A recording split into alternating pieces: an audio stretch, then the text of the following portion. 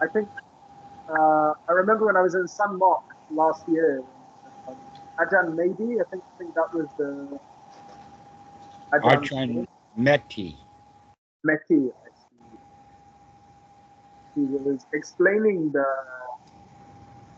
diagram here, and he was saying that when we experience certain attachments, whether that be lust or hunger or something like that, we get stuck in one of the realms Yeah, mentally. you're actually pointing at many places. Let's get the image back up on the screen. Okay, you've got it. All right, now raise it up a little bit. All right, you can see uh, down at the bottom where there's a lot of red. Right, that's when the Vedana, that's the feelings, and the feelings give rise then to the wanting. All right, so you can take the book down now. That, by the way, that's a tanka that comes from Tibetan culture. Mm. It's not a Thai image, including the bear that's holding the wheel. He's holding it like this. He's got it in his teeth. It's a very interesting piece of art, and it explains it perfectly. I think like shows where your mind. Actually, that's not at all true. Oh no. No, not at all. There's a whole lot of people who see that image and confuse it greatly. It takes Oh. a whole lot of, especially up in the 11 o'clock corner where you see a pregnant woman. Mm. Ah yes. Yeah. And so they mistake that as literal. Okay. Pregnancy, we get pregnant with ideas. That's when in the old cartoons the light bulb would go off. Okay. That's what that means is that things are happening now that's the state called bhavana, and it means development. So just as a baby develops in the womb, there's a whole lot of possibility of development. When you're cooking food, it's under the process of development. It raw, it goes into heat, it gets developed, and then it gets finally cooked. And when it's finally cooked, that's the last step. That's dukkha. And so that image that you're talking about, no, a lot of people mistake that. There's a whole lot of mistakes made, but that one's the number one mistake. When they see that pregnant woman there that says, "Oh, that's right, that proves rebirth and reincarnation." No, it doesn't.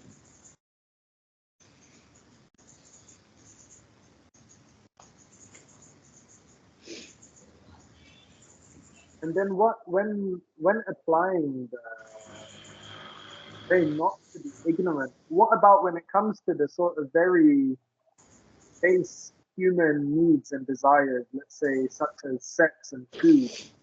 Um, I find in my own experience in life, those are two things that hold me back the most from Well, anything I do in my. actually, both of those things are just two of many things that are instinctual. They come out of our instinct. That in fact, the primary instinct is neither one of those things. The primary instinct is self-preservation, and self-preservation has a language. The language is the language of fear. So people are able to stay alive because they're afraid. They don't go out on the road because they can see the traffic and they become afraid. And that keeps us alive. So that's the primary instinct. That's why people don't like it when their relatives die. that primary instinct of self-preservation is supposed to work all the time, and it don't. It eventually fails. In fact, it fails quite often throughout life. It may not fail us to the point of killing us, but it fails us to the point of breaking legs and breaking arms and body cast and all kinds of strange things. 14-year-olds are afraid of the bully. And in fact, the bully attacks that 14-year-old because the 14-year-old's afraid. If the 14-year-old wasn't afraid of the bully, then the bully would go attack somebody else who was afraid. So the fear is what keeps that system going. And fear is a whole lot stronger than food and sex. How to escape the fear? Well, the reality is that most of the time people are afraid when in fact there's nothing to fear. In other words, that self-preservation instinct has a whole lot of false positives. Now, you want it to have a whole lot of false positives because only a few false negatives is going to kill you. And so it has a whole lot of false positives, and fear comes when there is, in fact, no danger. But observation would then be the cure, to really take a look at what's going on. The reality is in the room that you're in right now, it's not dangerous. There is no danger. The SWAT team's not breaking in. You don't have a lion scratching at your window. The Russian mafia is not breaking through your toilet. Alligators, tarantula spiders, none of that stuff is there. And yet people can be in a room like you're in and be completely terrified. You know what they're terrified of? Stuff they made up. Oh, the boss is going to be really angry at me. There's stuff they make up. They don't know whether the boss is going to be angry or not. You might have a compassionate moment when he sees what a mess you've made.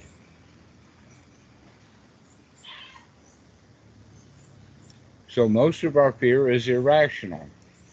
Can we in fact see that it's irrational? Can we see that most of the thoughts that we have that are unwholesome create fear? Fear is the primary base for all of those kind of emotions. You could say, in fact, there's only two emotions, those that are based upon fear and those that are based upon not fear. The example of those based in fear would be anxiety, pressure, anger, resentment, revenge, grief, sadness, guilt, shyness. All of that stuff is based in fear.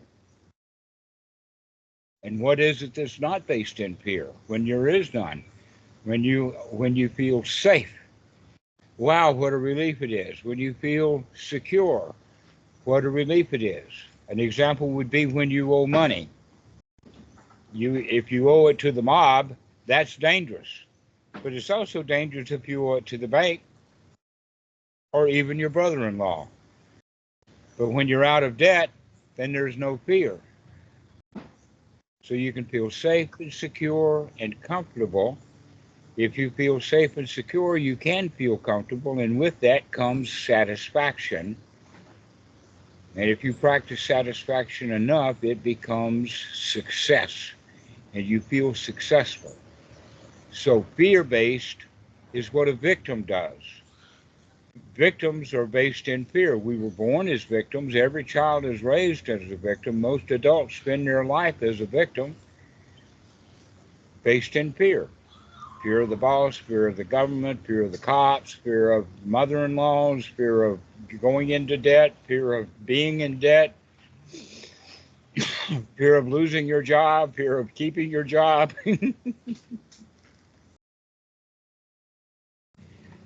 And so we mostly, in fact, Henry David Thoreau had a phrase that's quite good when he says men live lives of quiet desperation. That desperation is, in fact, the fear.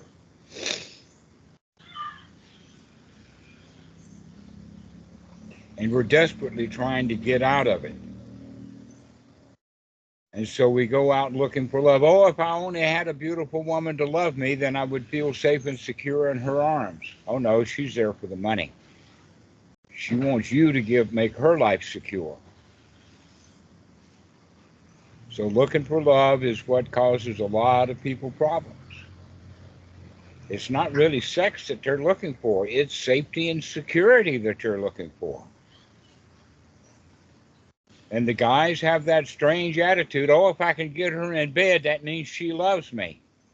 And women have the same idea, oh, if I get him in bed, that means that he'll have to take care of me. And so most sex has not got anything to do with actually the sex drive, and it has everything to do with the primary self-preservation instinct and based in fear. Funny thing about that, huh? Now we talked about that, let's talk about food.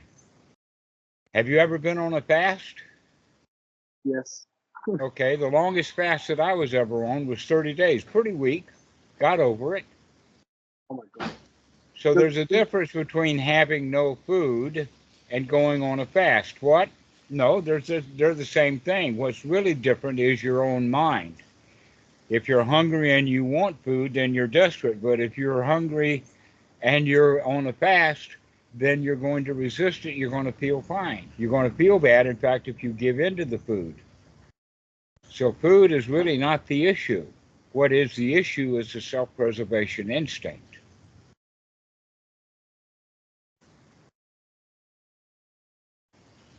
Then, in fact, food is often very highly associated with the self-preservation instinct. That's why dogs will fight over food, is because they're so confused that they think that their survival depends upon being able to eat. Well, over the long, long, long haul, that's true. But this particular meal, when two dogs are sitting in the kitchen fighting with each other over a bowl, Mom, the human, ought to figure that out and put a little bit in two different bowls, separate them so that they don't fight over it. Because it's not the food, it's self-preservation instinct.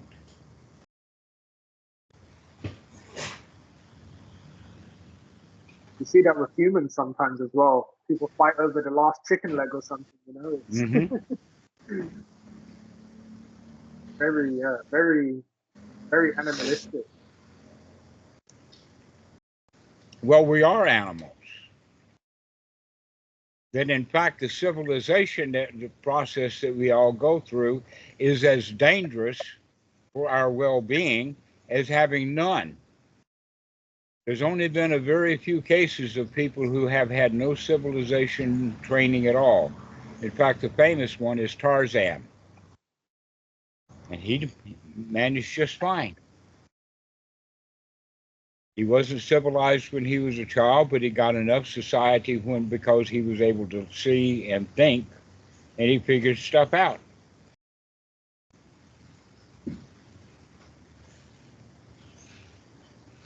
And so the socialization process is what keeps us a victim. Why is that? Because mommy says, clean up your room. Do what you're told to do. Hold mommy's hand. Don't go out in the road. Go to school. Do your homework. Right? She's bossy and she tells people to do their stuff and they all remain victims. And so they do what they're told to do and don't like it. And so we grow up our whole lives, spending our whole lives doing what we think we're supposed to do and not enjoying it, not liking it.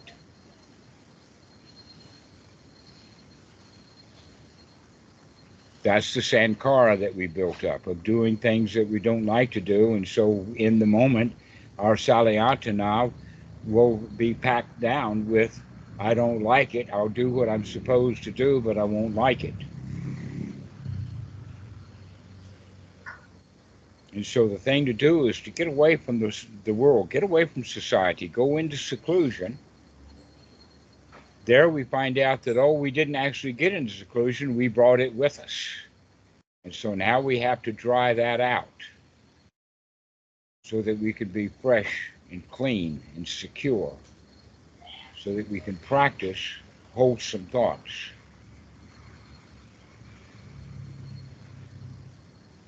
Yeah, that's very interesting because just examining my own mind, and I think it's probably the same for most people. There's always something to do next, you know. Even I'm gonna do this next, that next, then I'm gonna sleep next, then I'm gonna wake up, I'm gonna breakfast next.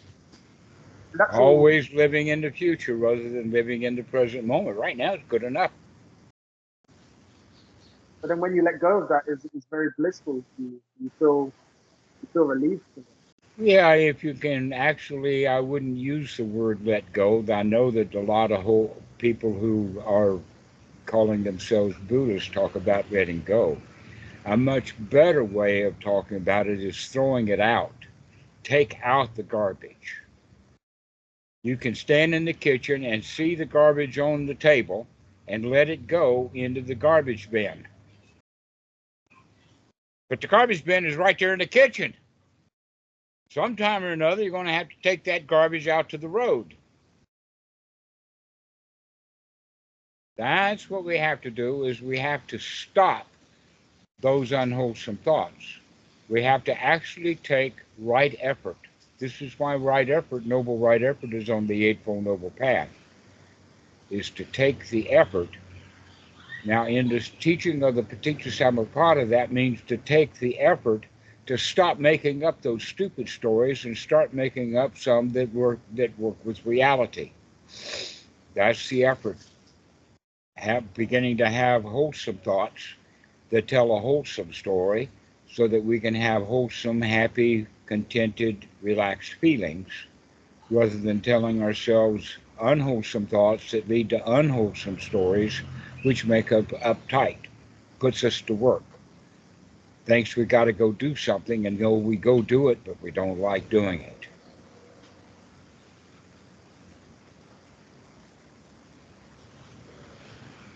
Amazing how much we BS ourselves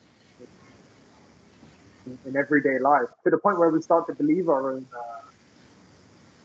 uh, our own Crap. BS. Yeah, our Yeah, own crap. You made for that sure. shit up, and now you believe it. Yeah, especially over time, it becomes concrete almost. And it's, Mm-hmm. yeah, it's amazing. Actually, there's a story that is kind of a play on words. And that was that the old man stood up in church and passionately told the crowd, oh, how much I love children. And then he walked with his wife back home, and there the morning he poured concrete. And now, when he arrives home after the church service, there's all of these footprints of little shoes in his sidewalk concrete. And he starts screaming and yelling, and the wife says, wait a minute, I thought you loved children. And his answer was, yeah, I love children in the abstract, but not in my concrete. You haven't heard that one, huh?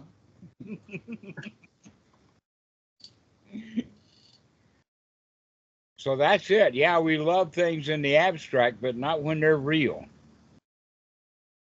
because we made up stories about it. So he loves children only in his mind. The dream, but not the reality. Mm-hmm. So That's that's like the what Christians do when they say, I love my neighbors, until one of them turns brown. and they turn into the KKK.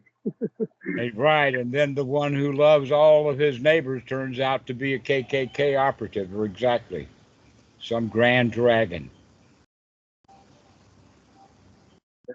But that's what I experienced. back in 2019, it was the first time I went to Wat Son Mot, and I was still very young, and I had no idea what I was getting myself into. But I like the idea of going and doing a meditation retreat. But then you go there,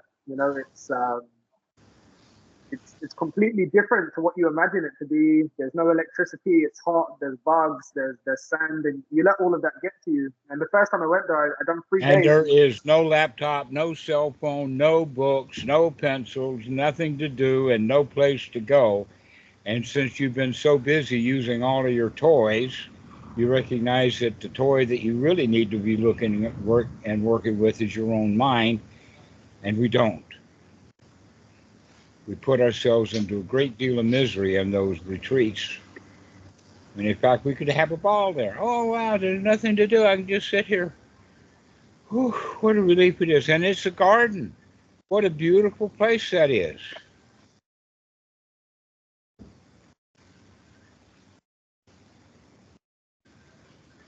With all those little black poisonous snakes and all of those bugs and all of those coconuts that fall on people's heads. It's a paradise. But they're not watching where they're going. They're not mindful.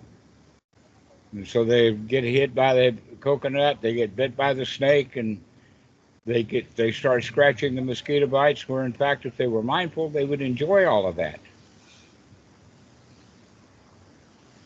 Mindful here in that sense means recognizing that you have unwholesome thoughts, that you're not watching.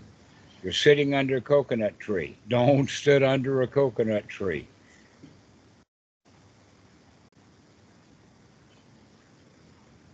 Actually, here in South Thailand, we've got monkeys that pick coconuts. Trained apes. They're actually not real monkeys. They're closer to being a baboon with a very, very short tail and a big, bright butt, red butt. They're baboons. Big jaws. The dogs bark at them, not realizing that that baboon could do a thing or two to that dog. They're very aggressive. Well, actually, these are house pets. Oh. But a house pet dog can get really aggressive too when he's challenged. That's the fear. I saw a lot of the coconut farms. They're using the monkeys for the coconut to take the coconuts out for the water. That's the baboons I'm talking about, right? In Thai language, it's ling, and it's been translated as monkey. But in fact, the species that they use to pick coconuts is closer to a baboon than a monkey. They're bigger than monkeys. But how do they feed them to get the loyalty? Oh, sure, right. They get to eat part of the coconuts. They get part of the crop. They ride on the back of motorcycles. They ride on trucks. They live in the house. They're house pets.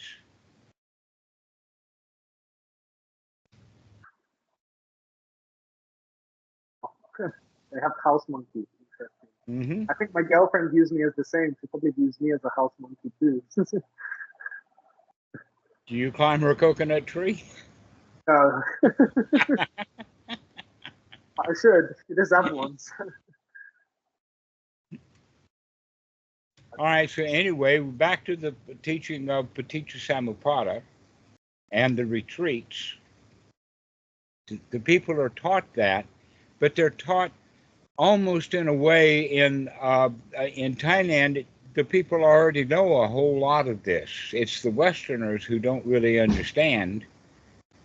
And so the Thai teachers, they really don't know how to teach a Westerner. Takes a while. Took me years in Thailand to be able to figure out what was going on. I've been in Thai culture now more than 40 years. I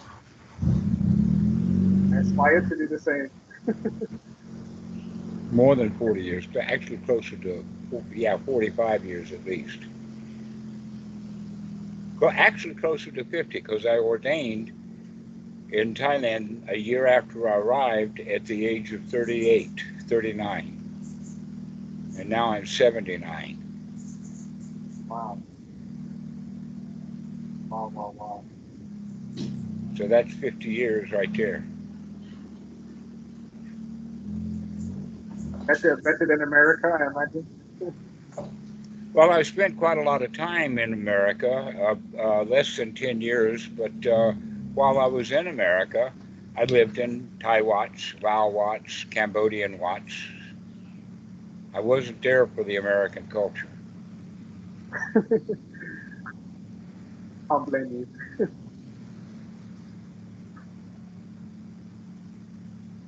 So it takes a while to begin to really understand. That's the value of these teachings, is now that we've got somebody who's been there for a long time, can begin to really understand what the teachings of the Buddha and what the Thai culture is really about. That sometimes people can learn the Thai language within 3 or 4 years, but they haven't learned to be Thai. They've just learned the language. Learning to be Thai is definitely harder than the language. Mm-hmm. Yeah, learning to be Thai is a whole lot more nuanced than learning to speak Thai.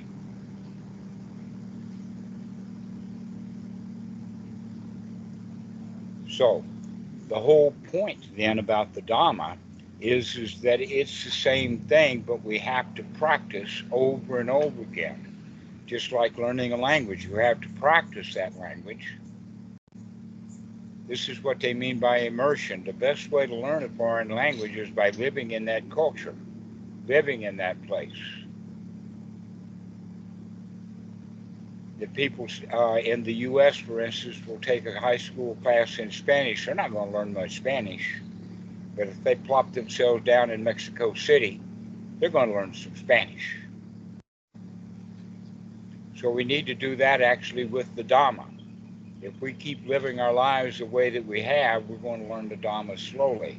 But if we plop ourselves down in a Dhamma place, then we'll learn the Dhamma a whole lot quicker, especially, and it doesn't matter the location. The real point is, where is your mind? If your mind is in the Dhamma, if you're thinking about the Dhamma, if you're listening to the Dhamma, if you have friends who are Dhamma friends, and you keep thinking about it and talking about it and looking at it and practicing it, you're going to get the Dhamma a whole lot easier and a whole lot faster than if you do it occasionally. And Western Buddhism is all about doing Buddhism occasionally. Part of the reason for that is because it's so dang expensive. But that's something I see a lot. People charge extreme amounts for meditation courses and certain practices. And, I mean, before I've paid for them. I've had teachers and I've paid to learn the meditation.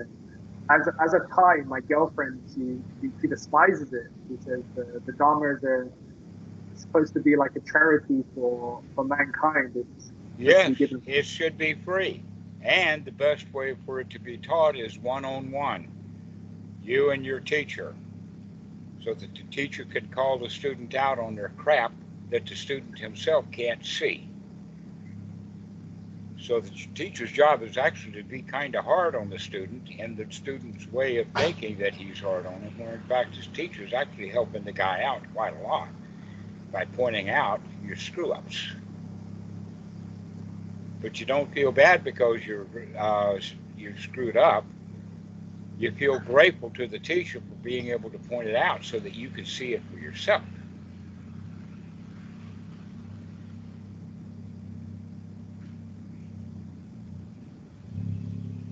That's the only way to learn, is because in the beginning we can't really see the dukkha. We've had so many thoughts of dukkha, we think that those thoughts are just fine, where in fact we're keeping ourselves in the state of being a victim, blaming other people, blaming everything, rather than actually learning how to feel like a champion.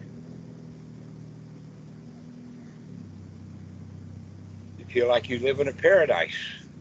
You feel like you're okay. You have the attitude, everything is fine. That takes practice. Why? Because you've been practicing for years. What a mess the world is. We spend Yup. years and years talking ourselves into feeling bad. Now it's time to start talking ourselves into feeling good.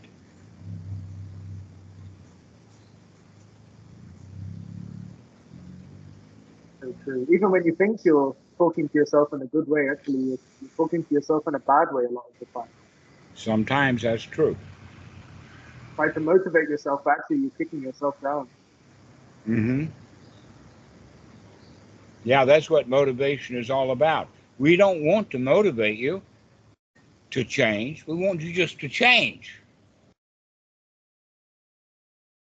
You don't need motivation. All you need is, aha, I see that's a bunch of crap. I'm finished with that.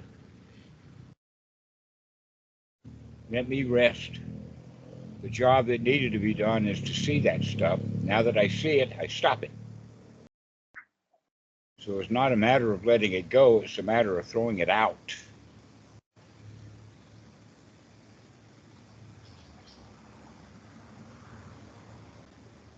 Very interesting. Huh. I'll tell you a funny story. This actually happened. I had a friend who was a monk, his name was David, and he talked about it like this. Imagine that you're picking your nose and you got a great big booger and it comes out on your finger. Can you just let it go? Oh no, it's going to stick.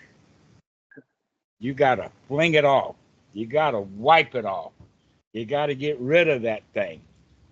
Just wishing it would go away or hoping that I can let it go is just going to stick. The same thing is with your unwholesome thoughts. They're sticky. You've invited them in. They feel at home in your mind. And so we have to take the right noble effort to clean that mind, to scrub it off, pressure wash it, sandblast it, get rid of that garbage. And that takes a bit of work. Do you have to be in that process? Do you have to be hard on yourself in a certain No, way? that's the Or whole point because that's just being what you've been doing. You're being yes, hard on yourself. Oh no, this is a gentle, happy. Oh wow, look how clean I'm getting. You congratulate yourself for being able to see the dirt as opposed to hating the dirt because hating the dirt is motivation and you still don't change it. But being happy to see that it's dirty, now we can change it.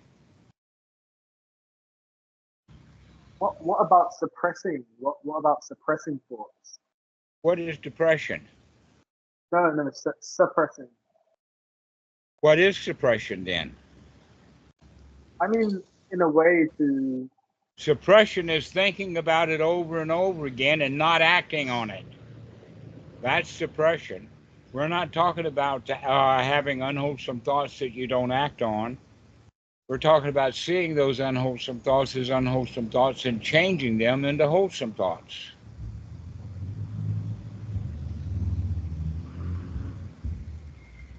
And when they come up, I see you. You don't try to push them down, you invite them up.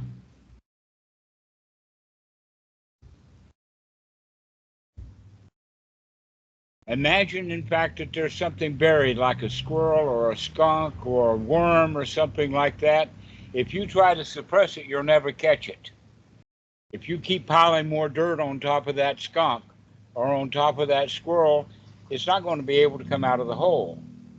What you want to do is to coax the squirrel or coax that worm out so you can grab it by the throat, pull it out. That's enough. So now you understand the difference between suppression and invitation. You want to invite your unwholesome thoughts so that you can see them clearly. Only then can you grab them by the throat and yank them out. Aha, I see you. Gotcha. And suppression is, oh, I'm not supposed to think like that. Think, think, think, think. Oh, I'm not supposed to think like that. Think, think, think, think. Rather than, aha, I caught you. Out you go.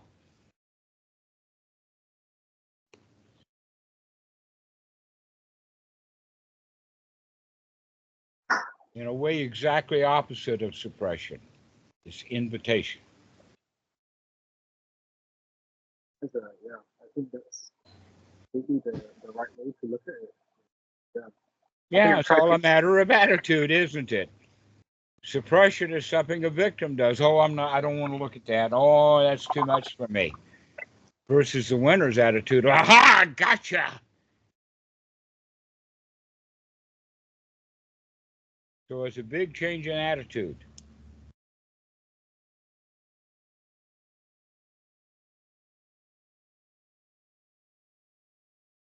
very interesting. I have a lot to apply now. Good. Well, why don't we finish this call now and you go apply it? You go think about it. You go practice it. You go find some friends. That, in fact, I would recommend on Skype. We've got several Skype groups. Start posting some stuff. We also have groups on the Open Sangha Foundation website. I strongly suggest that you join that website. Put a photo, put your real name in, Yes. post some. We have groups, we have forums, we have posts, blogs, comments, all kinds of things for you to start putting some input in reading other people. Find some good, wholesome Dhamma friends. So I will join it after this call. Excellent. All right. Well, we'll see you later. Thank you very much. Take care. Speak soon.